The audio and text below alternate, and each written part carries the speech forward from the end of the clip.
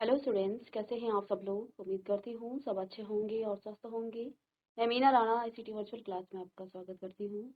Students, हम पढ़ रहे हैं क्लास 7 की हिंदी।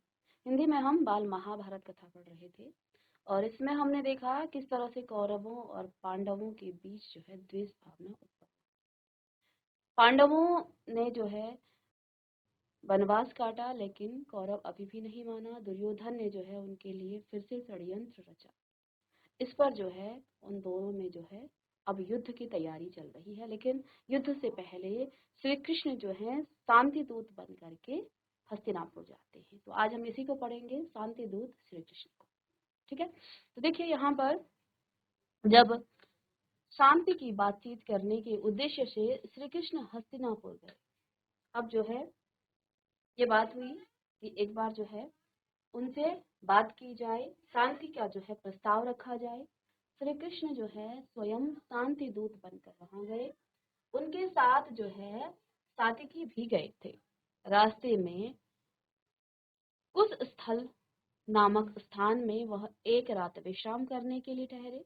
हस्तिनापुर में एक यह खबर पहुंची हस्तिनापुर में जब यह खबर पहुंची कि श्री कृष्ण पांडवों की ओर से दूत बनकर संधि चर्चा के लिए आ रहे, तो अब ये खबर जो है हस्तिनापुर भी पहुंच गई कि श्री कृष्ण जो है शांति दूत बन करके हस्तिनापुर आ रहे हैं। तो धृतराष्ट्र ने आज्ञा दी कि नगर को खूब सजाया जाए। पूर्ववासियों ने द्वारिकाधीश के स्वागत की धूमधाम से तैयारियां की। दुशासन का भवन दुर्योधन के भवन से अधिक ऊंचा और सुंदर था, इसलिए धृतराष्ट्र ने आज्ञा दी कि उसी भवन में श्री कृष्ण को ठहराने का प्रबंध किया जाए। अब क्या हुआ, जब श्री कृष्ण के आने की सूचना मिली धृतराष्ट्र को, तो उन्होंने जो है श्री कृष्ण के आने द्वारिकाधीश के स्वागत के लिए जो है तैयारियां करनी शुरू कर दी। जो दुशासन था उसका जो भवन था वो दुर्योधन के भवन से अधिक ऊंचा और सुंदर था, इसलिए धृतराष्ट्र ने आज्ञा दी कि उसी भवन में श्री कृष्ण को ठहराने का प्रबंध किया जाए। श्री कृष्ण हस्तिनापुर पहुंच गए। पहले श्री कृष्ण धृतराष्ट्र के भवन में गए, फिर धृतराष्ट्र से विदा लेकर वह विदुर के भवन में गए। कुंती वहीं कृष्ण की प्रतीक्षा में बैठी हुई। तो कृष्ण की बुआ थी कुंती। विदुर जो कि धृतराष्ट्र के छोटे भ्राता थे, वो बड़े ज्ञानी थे। सबसे पहले श्री कृष्ण धृतराष्ट्र से मिले, उनसे विदा ली, फिर वो विदुर के भवन में गए। वहीं पर कुंती जो है श्री कृष्ण की प्रतीक्षा कर रही थी। श्री कृष्ण को देखते ही उन्हें अपने पुत्रों का स्मरण आ गया। श्री कृष्ण ने उन्हें मीठे वचनों में जो है सांत्वना दी और उनसे विदा लेकर दुर्योधन के भवन में गए। दुर्योधन ने श्री कृष्ण का शानदार स्वागत किया और उचित आदर सत्कार करके भोजन का न्योता दिया। अब क्या हुआ, जब श्री कृष्ण के विदुर के भवन में जो है श्री कृष्ण गए, वहीं पर कुंती जो है श्री कृष्ण का जो है वो इंतजार कर रही थी, उनकी प्रतीक्षा कर रही थी। जैसे ही उन्होंने श्री कृष्ण को देखा, उन्हें अपने पुत्रों का स्मरण आया। श्री कृष्ण ने उन्हें मीठे वचनों से सांत्वना दी और उनसे विदा लेकर दुर्योधन के भवन में। तो यहाँ शांति दूत बनकर श्री कृष्ण पहले धृतराष्ट्र से मिले, फिर विदुर भवन में जाकर के वो कुंती से मिले और अब वहां से विदा लेकर उन्होंने जो है अपनी बुआ कुंती को सांत्वना दी कि वो जो है हर स्थिति में पांडवों का साथ देंगे, और वो जो है वहां से विदा लेकर के अब दुर्योधन के भवन में गए। दुर्योधन ने श्री कृष्ण का शानदार स्वागत किया और उचित आदर सत्कार करके भोजन का न्योता दिया। श्री कृष्ण ने कहा, राजन, जिस उद्देश्य को लेकर मैं यहाँ आया हूँ वह पूरा हो जाए तब मुझे भोजन का न्योता देना उचित हो।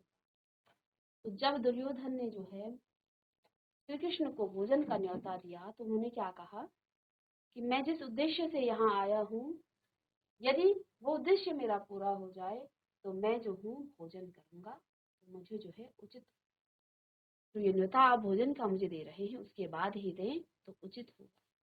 ये कहकर वे विदुर के यहाँ चले गए और वहां भोजन करके विश्राम किया। तो उन्होंने जो है इधर दुर्योधन के घर में खाना तक नहीं खाया, उसके भवन में खाना नहीं खाया, उन्होंने भोजन कहाँ पर किया?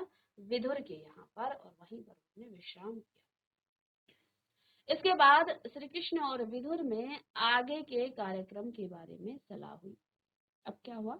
अब विदुर क्योंकि जो है वो पांडवों के शुभचिंतक थे, वो जानते थे पांडव धर्म से चलते हैं और कौरव जो है अधर्मी हैं, वो जो है इन सब के साथ षड्यंत्र कर रहे हैं।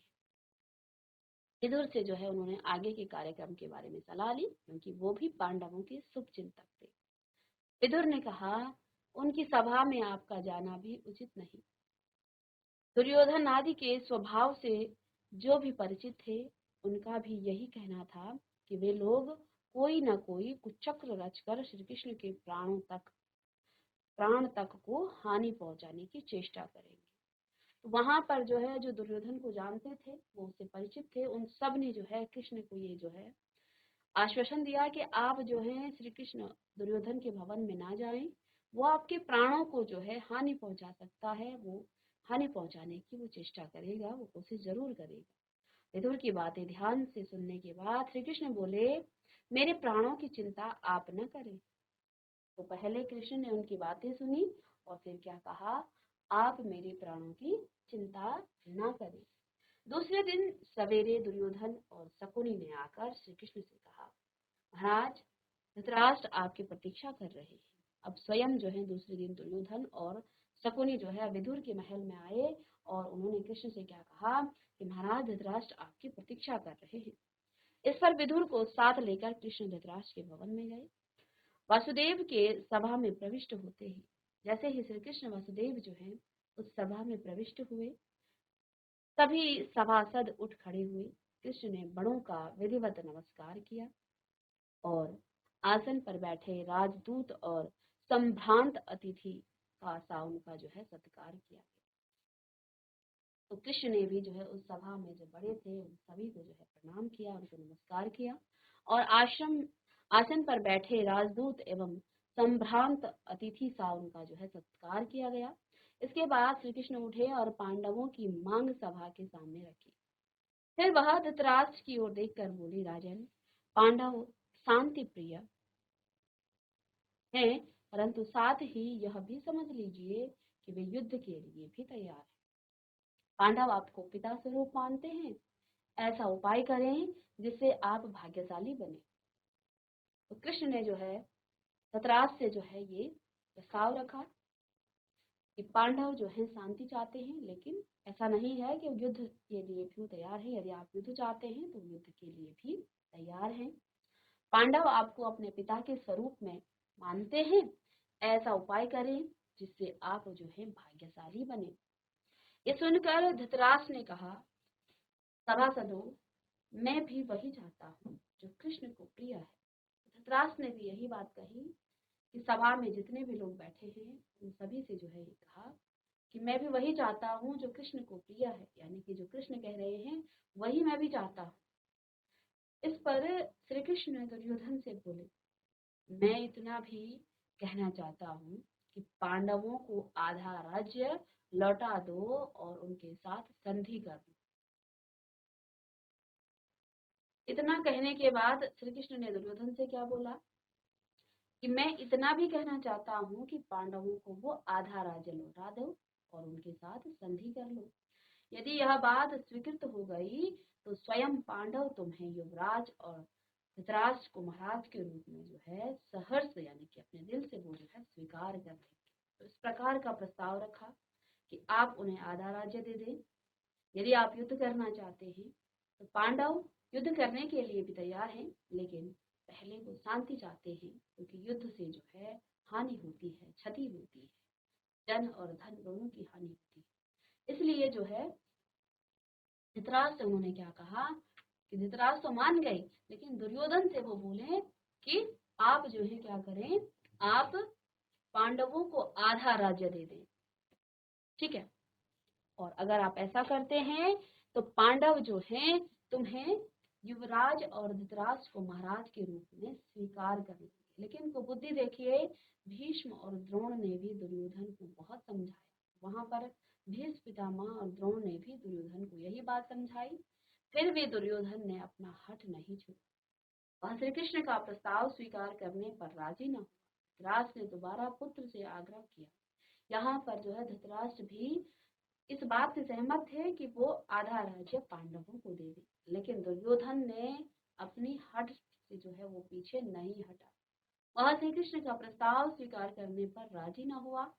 धृतराष्ट्र ने दोबारा पुत्र से आग्रह किया कि कृष्ण का प्रस्ताव मान ले, नहीं तो कुल का सर्वनाश हो जाएगा। धृतराष्ट्र जानते थे कि कृष्ण तो महाज्ञानी है, वो जानते हैं कि अगर उन्होंने कृष्ण का प्रस्ताव नहीं माना तो उनके कुल का नाश हो जाएगा। यही बात उन्होंने अपने पुत्र दुर्योधन से कही, लेकिन वो दुष्ट नहीं माना। दुर्योधन ने अपने आप को निर्दोष सिद्ध करने की जो चेष्टा की थी, दुर्योधन अपने आप को सोच रहा था कि मैं निर्दोष हूँ। उसने कृष्ण को, उससे जो है कृष्ण को हंसी आ रही, वो हर बार जो है अपने आप को निर्दोष बता रहा था और इससे कृष्ण को हंसी आ गई। तभी कृष्ण ने दुर्योधन को उन सब अत्याचारों का जो है विस्तार से स्मरण कर दिलाया।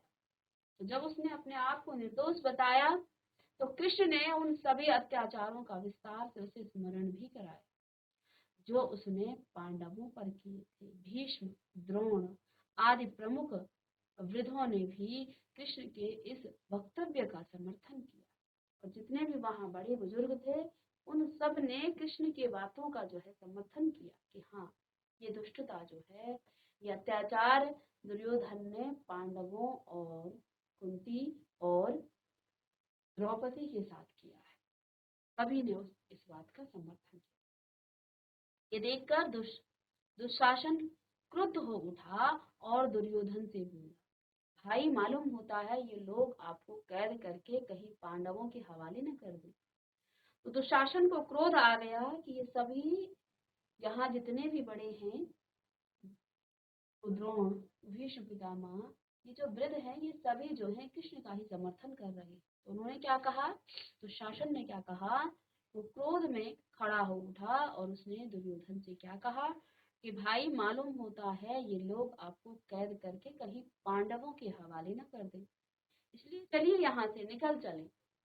इस पर दुर्योधन उठा और अपने भाइयों के साथ सभा से बाहर चला गया। तो सभी ने जब जो है पांडवों को आधा राज्य देने की बात करी तो दुशासन ने दुर्योधन को वहां से उस सभा से उठाया और वहां से वो बाहर चले। इसी बीच धृतराष्ट्र ने विदुर से कहा, तुम जरा गांधारी को सभा में ले आओ। अब जो है धृतराष्ट्र ने किससे कहा, विदुर से कहा कि तुम जरा गांधारी को सभा में ले आओ। उसकी समझ बहुत स्पष्ट है और वह दूर की सोच सकती है, हो सकता है उसकी बातें दुर्योधन मान ले। यह सुनकर विदुर ने सेवकों को आज्ञा देकर गांधारी को बुला लाने को भेजा। गांधारी भी सभा में आई और धृतराष्ट्र ने दुर्योधन को भी सभा में फिर से बुलाया। अब जो है धृतराष्ट्र जो है दुर्योधन को मनाने की कोशिश कर रहे हैं, लेकिन वो दुष्ट कहाँ मानने वाला। तो जब पिता के बस से बाहर हो गई बात तो अब माता गांधारी को बुला करके जो है दुर्योधन को मनाने की बात हो रही है। तो विदुर ने जो है गांधारी को बुलाया, गांधारी को सभा में आई और धृतराष्ट्र ने पुनः जो है दुर्योधन को सभा में बुलाया। दुर्योधन सभा में लौट आया, क्रोध के कारण उसकी आंखें लाल हो रही थी। गांधारी ने भी उसे कई तरह से समझाया, परंतु दुर्योधन ये बातें मानने वाला कब था। अपनी माँ को भी उसने मना कर दिया और दोबारा सभा से निकलकर चला गया। अब उस दुष्ट की हट पर जो है उसने ना तो अपनी माँ की बात मानी और ना पिता की, न राजा की बात मानी, न बड़ों की बात मानी, न कृष्ण की बात मानी, क्योंकि वो उन्हें एक शांति दूत बनकर आए थे। किसी की बात उसने नहीं मानी और वो फिर से उस सभा से निकलकर वहां से चला गया। बाहर जाकर दुर्योधन ने अपने साथियों के साथ मिलकर एक षड्यंत्र रचा। अब क्योंकि वो दुष्ट तो षड्यंत्र ही करता था, तो वो उस सभा से पुनः बाहर निकला और बाहर जाकर उसने एक षड्यंत्र रचा। क्या षड्यंत्र था, और राजदूत कृष्ण को पकड़ने का प्रयत्न किया। अब जो है वो कृष्ण के साथ भी जो है यहाँ छल कर रहा। कृष्ण ने तो पहले ही इन बातों की कल्पना कर ली थी। दुर्योधन की यह चेष्टा देखकर वह हंस पड़े। कृष्ण उठे और सात्विकी और विदुर उनके दोनों ओर हो गए। सब सभासदों से विधिवत आज्ञा ली और सभा से चलकर सीधे कुंती के पास पहुंचे और उसकी सभा का सारा जो है वो हाल कह सुना। फिर कृष्ण समझ गए थे दुष्ट जो है षड्यंत्र रचेगा मेरे लिए, लेकिन वो पहले से तैयार थे, इसलिए सात्विकी को साथ लेके आए थे। विदुर भी उनके साथ गए, कुंती के भवन में गए। वहां जो है उन्होंने सभा का पूरा हाल उनको सुनाया। कुंती बोली, हे कृष्ण, अब तुम ही मेरे पुत्रों के रक्षक। कुंती ने भी जो है, जब उन्हें लग गया कि अब शांति जो है, शांति से काम नहीं होने वाला है, तो कुंती ने क्या कहा कि हे कृष्ण, तुम ही मेरे पुत्रों के रक्षक हो। श्री कृष्ण रथ पर आरूढ़ होकर उपप्लव्य की ओर तेजी से रवाना हो गए। युद्ध अब अनिवार्य हो गया था। कृष्ण ने हस्तिनापुर से लौटते ही शांति स्थापना की थोड़ी सी बहुत आशा थी, वह भी लुप्त हो गई। हस्तिनापुर से आए कृष्ण शांति दूत बनकर गए थे, लेकिन दुर्योधन ने उनके शांति प्रस्ताव को ठुकरा दिया। सभी की बातों को जो है उसने नकार दिया और युद्ध की जो है अब शुरुआत हो गई थी। अब जो है शांति की जो कोई आशा थी वो सब लुप्त हो गई। कुंती को जब यह पता चला कि जो है कुलनाशी युद्ध छिड़ेगा ही, तो वह जो है बहुत व्याकुल हो गई। चिंता के कारण आकुल हो रही कुंती अपने पुत्रों की सुरक्षा का विचार जो है करती हुई गंगा के किनारे पहुंची, जहां कर्ण रोज संध्या वंदना किया करता था। मध्याह्न के बाद कर्ण का जप जो है पूरा हुआ, तो उसे यह जानकर जो है असीम आश्चर्य हुआ कि महाराज पांडु की पत्नी और पांडवों की माता कुंती ही उनका जो है उत्तरीय सिर पर लिए जो है खड़ी है।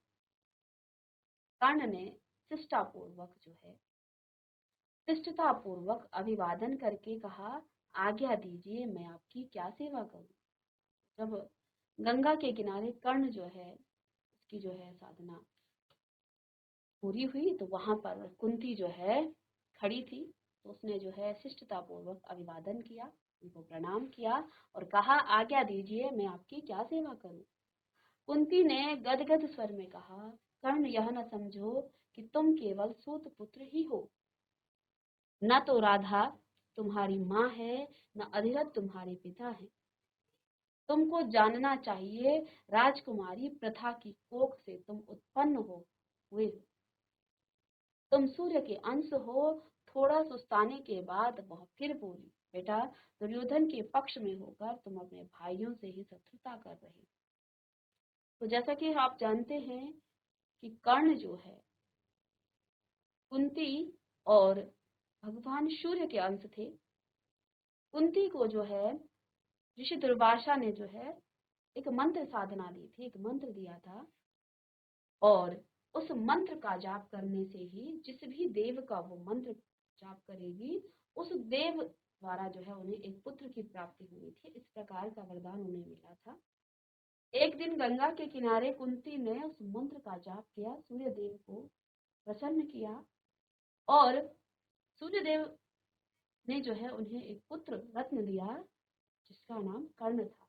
अब क्योंकि वो कुमारी अवस्था में थी, तो उन्होंने लोक लज्जा के कारण उस पुत्र को गंगा में प्रवाहित कर दिया, जो अधिरथ और राधा नाम के सूत को जो है वो पुत्र मिला। ये निसंतान थे, इसलिए इन्होंने कर्ण का पालन पोषण किया। अब कुंती जो है कर्ण से ये बात बता रही है। क्या कहा कि तुम ये न सोचो कि तुम एक सूत पुत्र ही हो। न तो राधा तुम्हारी माँ है और न ही अधिरथ तुम्हारे पिता। तुमको जानना चाहिए कि राजकुमारी प्रथा की कोख से तुम उत्पन्न हुए हो। तो कुंती का जो है नाम पहले प्रथा था और तुम सूर्य के अंश हो। थोड़ा सुस्ताने के बाद वह फिर बोली, बेटा, दुर्योधन के पक्ष में होकर तुम अपने भाइयों से ही शत्रुता कर रहे हो। तो अब जो है कर्ण को उसकी जो है असलियत बताई, किसने? कुंती ने। तो क्या कहा कि तुम दुर्योधन का जो साथ दे रहे हो वो जो है तुम अपने भाइयों के शत्रु बन रहे हो। धृतराष्ट्र के लड़कों के आश्रित रहना तुम्हारे लिए अपमान की बात है।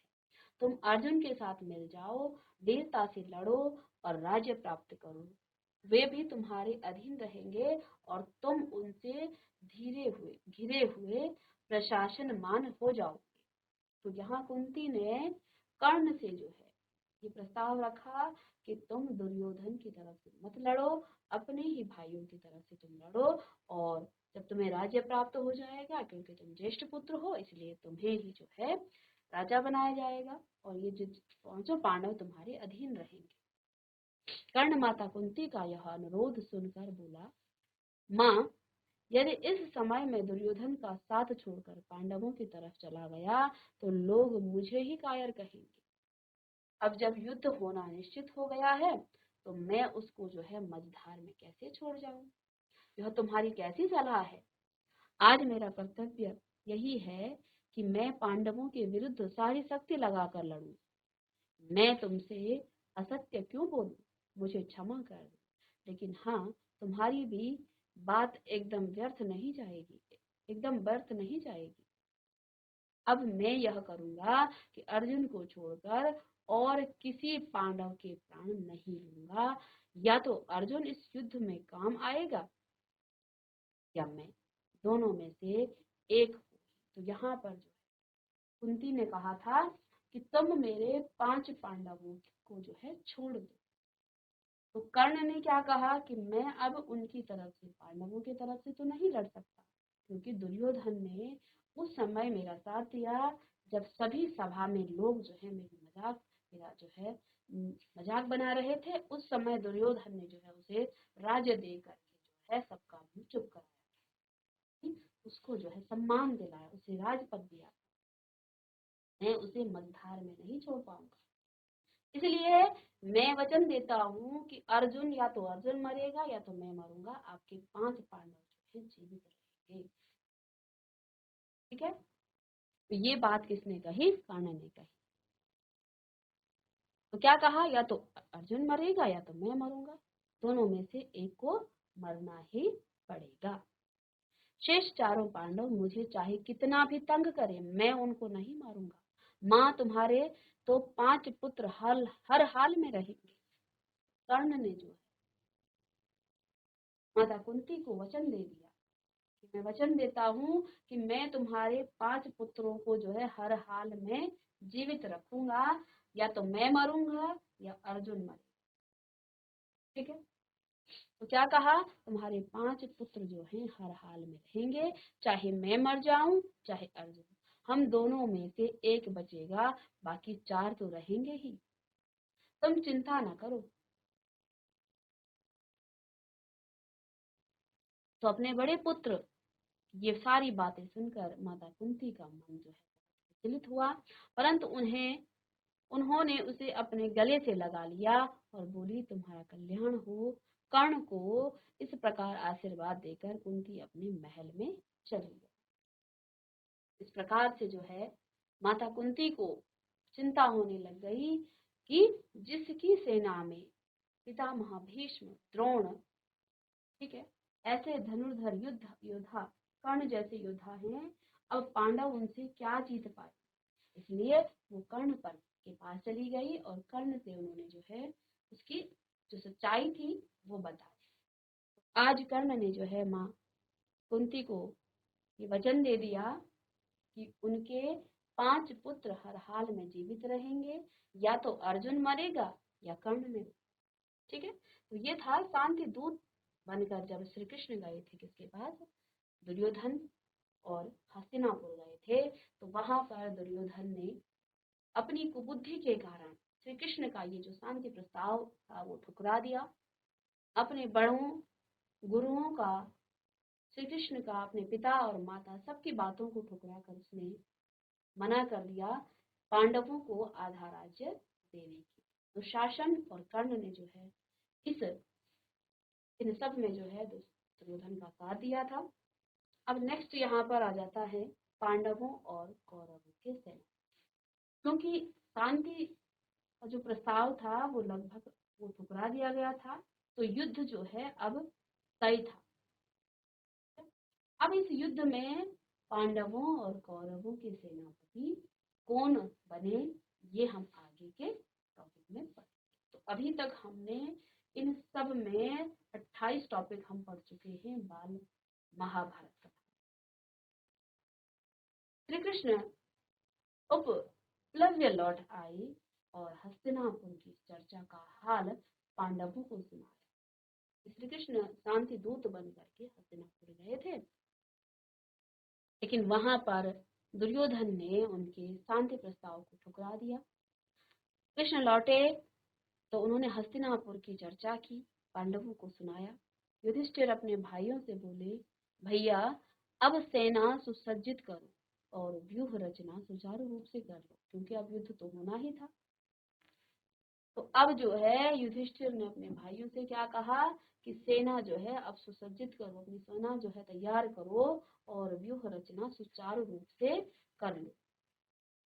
पांडवों की विशाल सेना को 7 हिस्सों में बांट दिया गया। वो 7 हिस्सा कौन कौन से थे?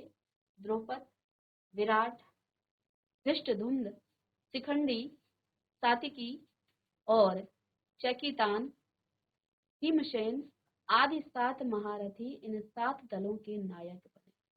यहाँ पर जो पांडवों की विशाल सेना थी उनके 7 हिस्से बन गए और उन सब के जो है नायक ये थे। ठीक है, इन 7 दलों के नायक बने। अब प्रश्न उठा कि सेनापति किसे बनाया जाए, लेकिन इन 7 के ऊपर एक सेनापति होगा, किसको बनाया जाए? सबकी राय ली गई। अंत में युधिष्ठिर ने कहा, सबने जिन जिन वीरों के नाम लिए हैं वे सभी सेनापति बनने के योग्य हैं, किंतु अर्जुन की राय मुझे हर दृष्टि से ठीक प्रतीत होती है, मैं उसी का समर्थन करता हूँ। धृष्टद्युम्न को ही सारी सेना का नायक बनाया जाए। अब जो है अर्जुन ने ये राय दी कि धृष्टद्युम्न को जो है क्या बनाया जाए, इस पूरी सेना का नायक बनाया जाए। वीर कुमार धृष्टद्युम्न को पांडवों की सेना का नायक बनाया गया और उसका जो है विधिवत अभिषेक किया। अपने कोलाहल से दिशाओं से गूंज आती हुई पांडवों की सेना मैदान में आ पहुंची। उधर कौरवों की सेना के नायक थे भीष्म पितामह। भीष्म ने कहा, युद्ध का संचालन करके अपना ऋण अवश्य चुका दूंगा। लड़ाई की घोषणा करते समय मेरी सम्मति किसी से नहीं ली थी। तो क्या कहा भीष्म ने, उन्हें जो है युद्ध का नायक तो बनाया गया, उन्होंने क्या कहा, मैं युद्ध का संचालन तो करूंगा क्योंकि उनको अपना ऋण चुकाना है, लेकिन लड़ाई की जब घोषणा करते समय मेरी सम्मति किसी ने नहीं ली थी, यानी मुझसे किसी ने नहीं पूछा था कि युद्ध जो है होना है। इसी कारण मैंने निश्चय कर लिया है कि जानबूझकर स्वयं आगे होकर पांडव पुत्रों का वध मैं नहीं करूंगा। तो उन्होंने क्या कहा कि मैं नहीं चाहता था कि युद्ध हो, मेरी जो है सम्मति किसी ने ली नहीं है। दुर्योधन से कहा कि मैं तो चाहता था कि युद्ध ना हो, अब जो है मुझे संचालन तो मैं करूंगा युद्ध का, लेकिन जानबूझकर पांडव के पुत्रों का वध मैं नहीं करूंगा। कर्ण तुम लोगों का बहुत ही प्यारा है, शुरू से ही वह मेरा तथा मेरी सम्मतियों का विरोध करता है। वो हमेशा ही भीष्म पितामह के बातों का जो है हमेशा विरोध करता है।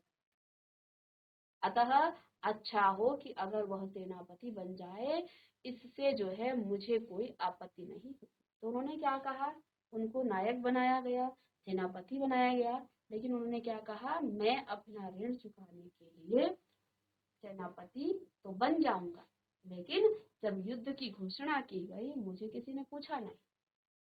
इसलिए और कर्ण जो है, जो कि सभी लोगों का प्यारा है, शुरू से ही वह मेरी बातों का जो है विरोध करता है, इसलिए अच्छा यही होगा कि उसी को जो है सेनापति बन जाए, इससे मुझे कोई भी आपत्ति नहीं होगी। यानी कि भीष्म पितामह ने अब सेनापति बनने से मना कर दिया। एक तरफ से जो है वो नहीं चाहते थे। ठीक है, तो कर्ण का जो है उदंड व्यवहार भीष्म को सदा से ही बहुत खटकता रहता था। कर्ण ने भी हट कर लिया कि जब तक भीष्म जीवित रहेंगे तब तक वह युद्ध भूमि में प्रवेश नहीं करेगा। अब इधर कर्ण जो है वो क्या कहता है कि जब तक भीष्म जिंदा रहेंगे मैं भी युद्ध भूमि में नहीं जाऊंगा, तब तक वह युद्ध भूमि में प्रवेश नहीं करेगा। भीष्म के मारे जाने के बाद ही वह लड़ाई में भाग लेगा और केवल अर्जुन को ही मारेगा। दुर्योधन ने सब सोच समझकर पितामह भीष्म की शर्त मान ली और उन्हीं को सेनापति नियुक्त किया। फलतः कर्ण तब तक के लिए युद्ध से विरत रहा। तो अब जो है इधर भीष्म और कर्ण दोनों में जो है क्या होने लग गया, मत विरोध होने लग गए। भीष्म कहते हैं कि तुम कर्ण जो है हमेशा मेरी बातों का विरोध करता है, इसलिए, और वो सबका प्यारा भी है, दुशासन दुर्योधन आदि का, तो इसलिए जो है उसी को सेनापति बना दो। इधर जो है कर्ण जो है अपने व्यवहार से वो सदा ही वो भीष्म उनके मन में जो है खटकता था। तो उसने भी अपनी हट पर जो है हट पकड़ ली कि जब तक भीष्म जीवित रहेंगे मैं युद्ध भूमि में नहीं जाऊंगा। और एक बात और, उसे कुंती और पांडवों के बारे में पता चल गया था, इसलिए भी जो है वो थोड़ा सा पीछे है। अब नेक्स्ट क्लास में हम आगे इसको पढ़ेंगे। तो मिलते हैं बच्चों नेक्स्ट लेक्चर में, तब तक के लिए थैंक यू।